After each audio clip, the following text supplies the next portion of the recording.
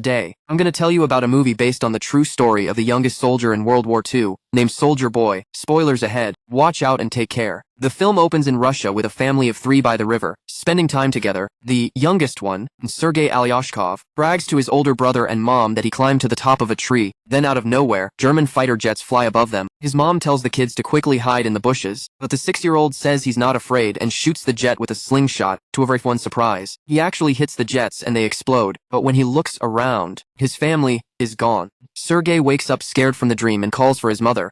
Just then, someone knocks on his door. Thinking it's his mom, he runs to the door, but a neighbor woman comes in, panicking. She thanks God he's alive, and tells him his mother and brother are dead. The little boy can't understand and wants to stay home waiting for his mom. The woman says the Germans attacked and he should run away. Just then, some soldiers approach their house. The woman makes Sergei escape through the window, but she gets shot before she can follow him. Now the 6-year-old is all alone, with no family or friends. As Sergei runs from the house, he sees the whole neighborhood burning behind him. He calls for his mom but no one answers, so he keeps running. After running a while, he ends up deep in the woods. The little kid starts crying for his mom to come get him, because he's lost. That night, he stays in the forest. The next mornings, we see him drinking river water when enemy soldiers come his way.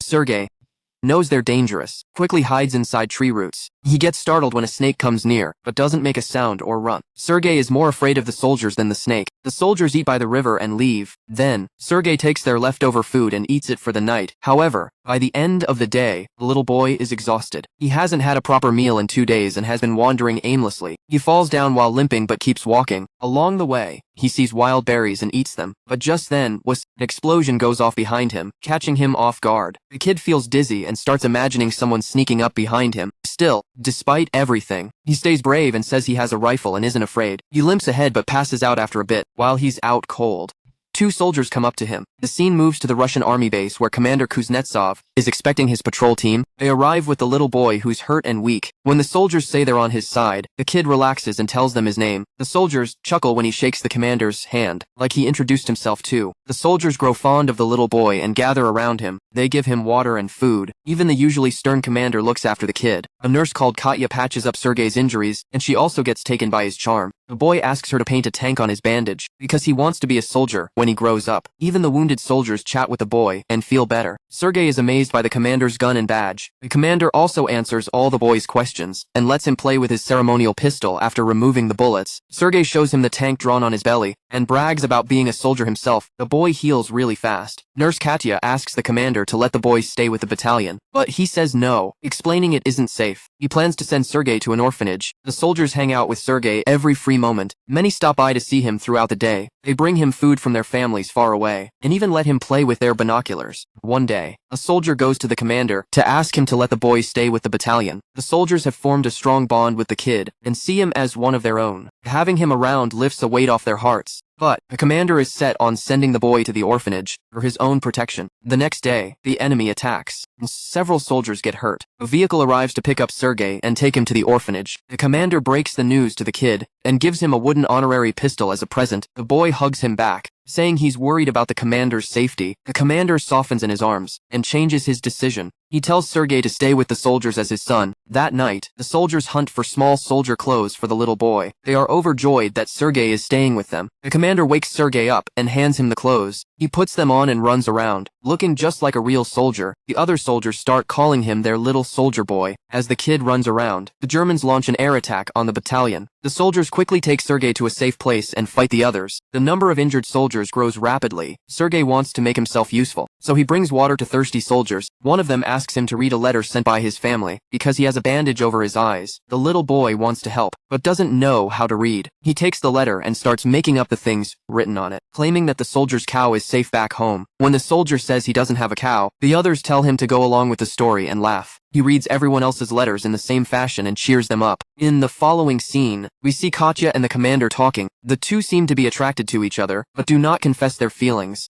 Later, Sergei tells the commander that he is of the orderly position in the battalion, and starts introducing himself as one. However, the boy then sees one of the soldiers' station destroyed from the attack. The commander teaches him to take his hat off to pay respect to the dead soldier. The next day, he insists the commander give him a mission, and is given a task to distribute the letters among the soldiers. He completes his task efficiently, and even makes the soldiers dance for him.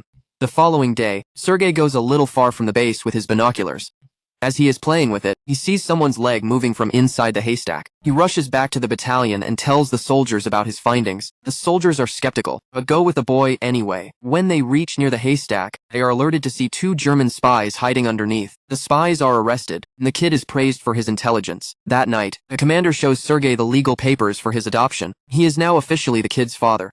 Sergei knows of the commander's feelings for Katya, so to repay his kindness, he takes him to confess to her. But the two see her talking to a different man, and wrongfully assume she is interested in someone else. The base is attacked by the Germans again. This time, Sergei helps the soldiers with all his might by supplying ammunition to the soldiers in the front line, but the soldiers are commanded to go back to the shed because it is too dangerous outside. When he comes to the shed, he sees the commander and others panicking because the phone's connection with the colonel is lost. A soldier is sent to fix the broken wires. Sergei follows the soldier and sees he has been fatally wounded. He asks the dying soldier how he can fix the wires and does it himself. The connection comes back, and more troops are called. The 6-year-old saves everyone's life. Then, we see the commander and Katya talking by the river. The commander finally confesses his love for her and asks her to be Sergei's mom. Katya is thrilled, but before she can respond, a soldier comes up and hands the commander a letter, telling them they've got orders to leave the base. The next day, all the soldiers depart for their new base along with Sergei. However, on the way, they hit a minefield that destroys some of their vehicles. The commander gets hurt while the unit's medic, whom Sergei was close to, dies in the blast. Sergei cries and hugs the commander. They carry the wounded and keep moving to their new base. When they finally arrive at the other base, they meet the commander's superior, the General de Klezans. He too is impressed by the boy's spirit and congratulates the commander for raising such a smart kid.